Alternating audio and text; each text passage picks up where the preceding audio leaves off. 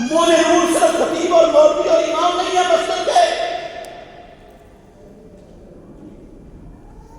والمؤمنون والمؤمنات بعضهم اولیاء بعض یامرون بالمعروف وینہون عن المنکر ویقیمون الصلاۃ، نماز قائم کرتے ہیں، ویؤتون الزکاۃ، زکات دیتے ہیں، ویطیعون اللہ ورسولہ، اللہ کی اور اللہ کے رسول کی ہر بات مانتے ہیں، ان کے کہے پر چلتے ہیں، ان کی اطاعت کرتے ہیں، ان کی ساری زندگی اللہ اور اللہ کے رسول کی اطاعت کا منظر منبع سب کشمہ ہوتی ہے۔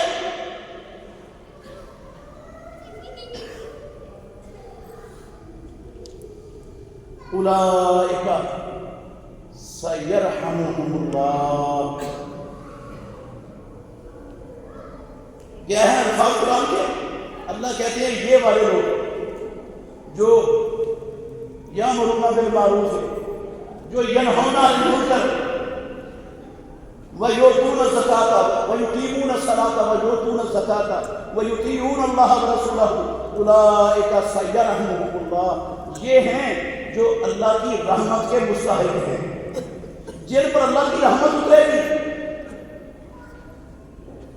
جو اس قابل ہیں کہ ان پر اللہ رحمتیں نازل کرے، ان کو اپنی رحمت کے اندر ڈھانپ دے اپنی رحمت سے، یہ والے ہیں رحمت کے مستحق، جو رحمت کے لائق قابل ہیں، جن پر اللہ نے رحمت کرنی ہے۔ کیا رحمت کی صرف مسجد کے مولوی اور امام کو خطیب کو ضرورت ہے، یا ہر بندے کو ضرورت ہے کہ اللہ کی رحمت ملے اسے؟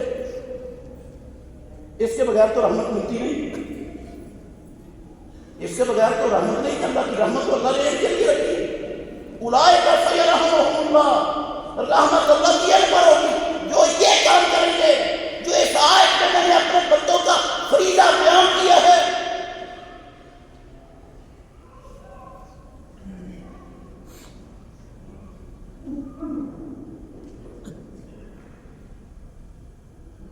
اور رحمت جس وجہ سے ملتی ہے وہ صرف نفلی چیز نہیں ہوتی، وہ مستحب چیز نہیں ہوتی، جس وجہ سے رحمت ملتی ہے وہ فریضہ ہوتا ہے اللہ کا، اور رحمت صرف ان میں منحصر ہے، دوسروں کو نہیں ملنی، اس کا مطلب ہے یہ کام فرض ہے، جو یہ کام نہیں کرتا وہ اللہ کی رحمت سے کا مستحق ہے ہی نہیں ہے کہ اس پر رب رحمت کرے، اس کی دنیا اچھی ہو جائے، وہ دنیا میں کامیاب ہو جائے، وہ دنیا میں خوشحال ہو جائے، اسے دنیا میں عزت امن کامیابی مل جائے، اسے آخرت میں جنت مل جائے، نہیں ہے مستحق وہ اس کا۔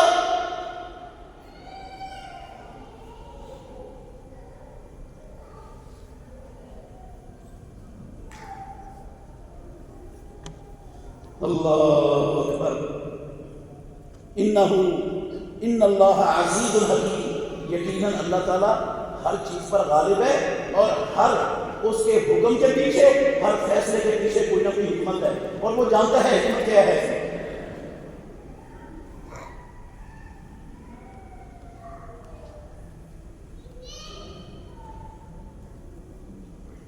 اللہ نے اپنے نبی محمد رسول اللہ صلی اللہ علیہ وآلہ وسلم کو حکم دیا ہے، حکم خاتم النبیین کو حکم دیا ہے، خذ العفو وامر بالعرف واعرض عن الجاہلین۔ اے کائنات کا امام، خاتم النبیین، رحمت للعالمین، محمد رسول اللہ صلی اللہ علیہ وسلم، خذ العفو، جتنے لوگ آپ کی دعوت میں رکاوٹیں ڈال رہے ہیں، آپ کے خلاف کراپے ڈنڈے کر رہے ہیں، آپ کو برا بھلا کہہ رہے ہیں اپنی زبانوں سے، آپ کی دعوت کا رستہ روکنے کے لیے دن رات متحرک ہیں، آپ کے خلاف 24 گھنٹے سازشیں بناتے ہیں، ان سازشوں کو پورا کرنے کے لیے عمل کرا رہتے ہیں ان پر، فاعف عنہم واعف عنہم، ان کو کیا کر دے؟ معاف کر دے، پرواہ نہ کر دے۔ خذ العفو، درگزر، معافی، یہ اپنا شیوا بنا لو. جو تنگ کرتا ہے اس کو بھی درگزر کر دو. جو سازشیں کرتا ہے اس سے بھی درگزر کرو. جو آپ کے خلاف منصوبے بنا کر ان پر چلتا ہے، اذیتیں پہنچانے کا سبب بنتا ہے، خذ العفو، ان کو بھی معاف کر دو. جتنے آپ کی دعوت دشمن ہے سب کو معاف کر دو. پیدا کرنے والے کی قسم ہے، اللہ کے نبی نے اس پر عمل کیا اور ہمیشہ ہی معاف کیا. سب کو معاف کر دو.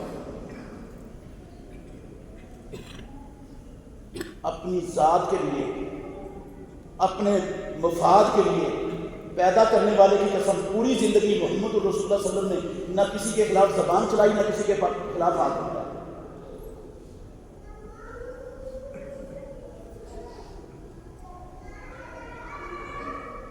اگر سخت لفظ بولے ہیں کبھی تو اللہ کے دین کے لیے بولے. اگر ہاتھ اٹھایا ہے کہیں، پیدا کرنے والے کی قسم رب کے حکم پر اٹھایا، اللہ کے دین کے لیے اٹھایا، اپنی ذات کے لیے نہیں اٹھایا.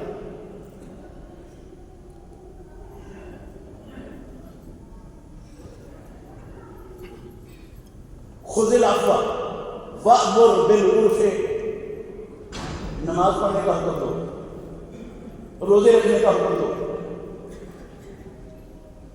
زکوٰۃ ادا کرنے کا حکم دو، حج کرنے کا حکم دو، والدین کے ساتھ حسن سلوک کا حکم دو، رشتہ داریاں جوڑنے کا حکم دو، سب لوگوں کے حقوق ادا کرنے کا حکم دو. وَأْمُرْ بِالْعُرْفِ، جتنی نیکیاں ہیں، جتنے معروف کام ہیں کائنات میں جو اللہ رب العالمین نے جن معروف کاموں کا، جن نیکیوں کا ان کی دنیا اور آخرت سنوارنے کے لیے رب نے نازل کیے ہیں، جن کا حکم دیا ان سب کا حکم پہنچاؤ ان تک دو. ان کو وَأْمُرْ بِالْعُرْفِ،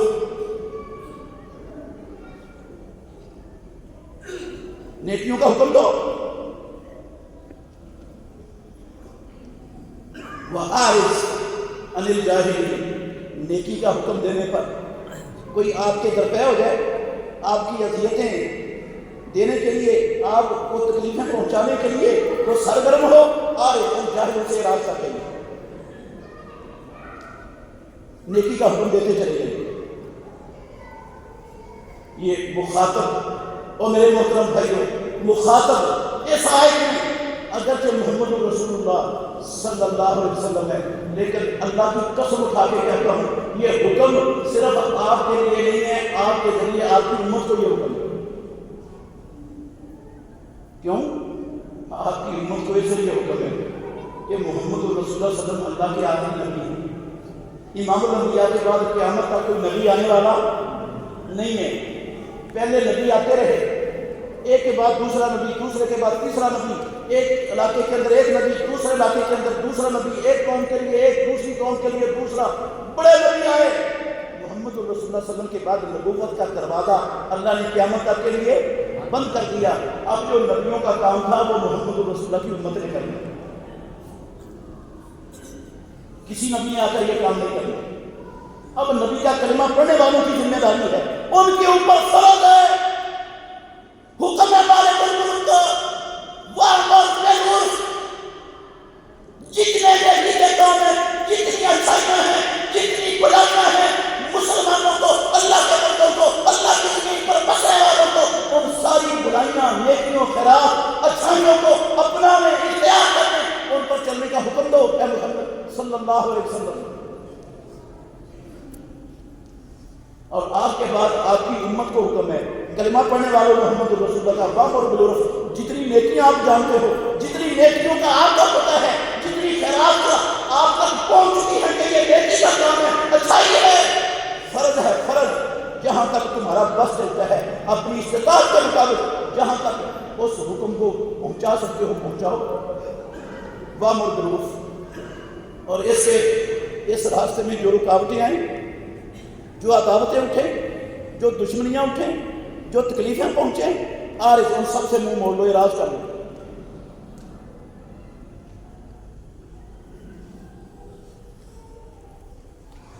اللہ اکبر.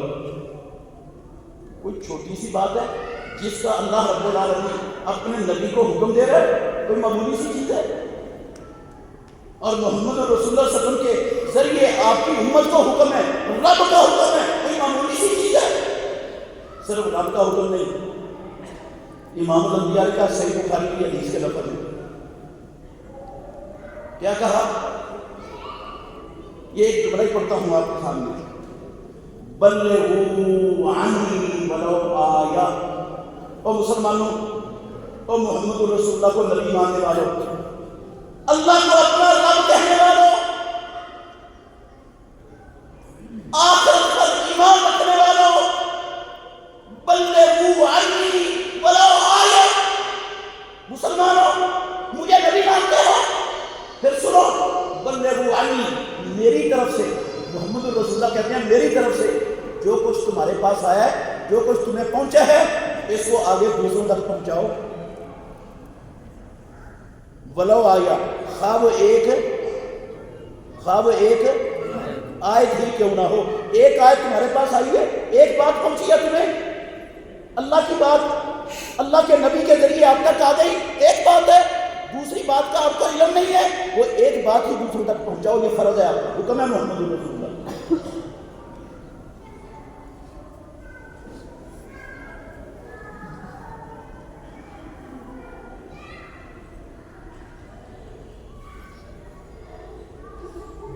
اللہ اکبر، خطبہ دیا رسول اللہ صلی اللہ علیہ وسلم نے حجۃ الوداع کا۔ ہم اسکول کی کتابوں میں بھی خطبہ حجۃ الوداع پڑھتے ہیں، ساری سیرت اور تاریخ کی کتابیں اس خطبے سے، اس کی شرح سے بھری پڑی۔ امام الانبیاء نے اس خطبہ حجۃ الوداع کے آخر میں لفظ کہے، فل یبلغ الشاہد منکم الغائبہ، اے محمد رسول اللہ کا کلمہ پڑھنے والوں، ساری دنیا سے الفاظ کے میدان میں جمع ہو کر اللہ کے آخری نبی کا خطبہ سننے والوں، اس حرمت والے دن میں، یہ 9 ذوالحجہ کا حرمت والا دن، یہ ذوالحجہ کا حرمت والا مہینہ، یہ مکہ حرمت والا شہر، اس دن میں، اس مہینے میں، اس شہر میں اللہ کے آخری نبی کی بات سننے والوں، فَلْيُبَلِّغْ الشَّاهِدُ مِنْكُمُ الْغَائِبَ، جو تم میں سے حاضر ہیں وہ ان باتوں کو دوسروں تک پہنچائیں۔ حکم ہے رسول اللہ صلی اللہ علیہ وسلم کا، یہ حکم نہیں ہے، حکم ہے پیارے پیغمبر کا، اور جس چیز کا حکم دے دیں کائنات کے امام، اس کام میں گنجائش ہوتی ہے، کرو تب بھی ٹھیک ہے، نہ کرو تب بھی ٹھیک ہے، کیوں جی ایسا معاملہ ہوتا ہے؟ وہ صرف جس کام میں حکم ہو وہ صرف امام، مولوی اور خطیب کے لیے ہوتا ہے اور کسی مسلمان کے لیے نہیں ہوتا۔ ولا آیا کا کیا مطلب ہے؟ مولوی کو تو بہت ساری آیتیں آتی ہیں، ولا آیا، اگر کسی کے پاس ایک آیت ہے وہ اس کو آگے پہنچائے، حکم ہے امام الانبیاء کا۔ اس سے مراد تو ہر بندہ ہے، ہر کلمہ پڑھنے والا ہے۔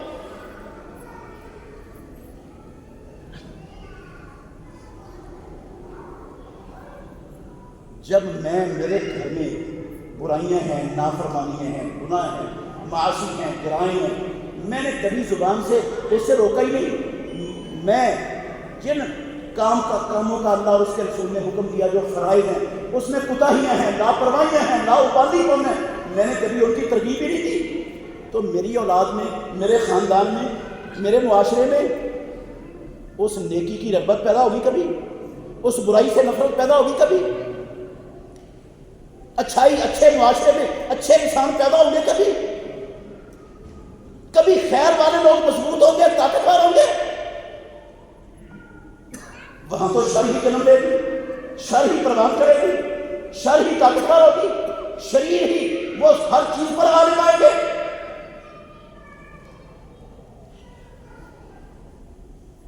کلکم رائع،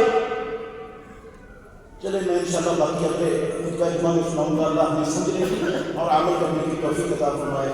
اقول قولی ھذا واستغفر اللہ لی ولکم ولسائر المؤمنین فاستغفروہ انہ ھو الغفور الرحیم۔ بڑا اہم خطبہ ہوگا آگے والا اس حوالے سے۔ آج چند چیزیں بیان ہوئی ہیں، اگلے خطبے اس سے بہت بڑی اور اہم باتیں آپ کو سناؤں گا، اس لیے بھائیوں سے گزارش ہے وہ ٹائم پر آنے کی کوشش کیا کریں۔ ناراض نہیں ہونا میرے بھائیوں، یہ جمعہ رب پر احسان چڑھانے کے لیے نہیں ہوتا.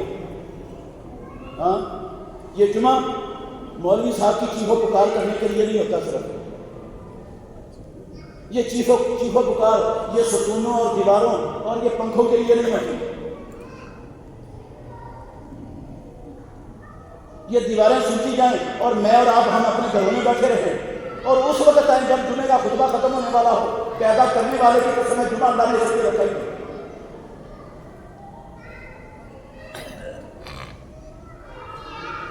جمعہ اس لیے رکھا ہے کہ امام کے منبر پر آنے سے پہلے ماشاءاللہ جتنے جمعہ پڑھنے والے سارے موجود ہیں. اس لیے ہے جمعہ. اور اس کی اتنی ترغیب دی ہے ہمارے کام پر جمعہ بھی نہیں تھی. وہ ترغیب سن کر میں پتہ نہیں درجنوں مرتبہ سنا چکا ہوں آپ کو وہ ساری احادیث.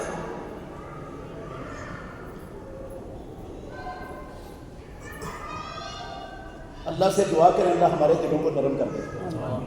اللہ ہمارے سینے کھول دے. ہمارے دلوں کی سختی رب اپنے فضل و کرم سے دور کر دے. ہم سمجھنے والے اور عمل کرنے والے بن گئے. تو اس لیے میں تو گزارش ہی کر سکتا ہوں, منوا تو نہیں سکتا. منت کروانے آپ کی منت بھی کرنے کے لیے تیار ہوں انشاءاللہ. منت ہے آپ کی, اللہ کے لیے کوشش کیا کریں میرے ممبر پر آنے سے پہلے موجود ہوں مسجد. میں آپ کو قصے کہانیاں نہیں سناتا ہوں, اپنی باتیں نہیں سناتا ہوں, حکایتیں نہیں سناتا ہوں. اللہ کی مدد سے میں خالص اللہ اور اللہ کے رسول کا پیغام اس کے فرامین آپ کے گوشت گزار کرتا رہتا ہوں. یار ہمیں وہ سننے کا شوق ہونا چاہیے یا اسے جان چھڑا کر بھاگنا چاہیے. ہمیں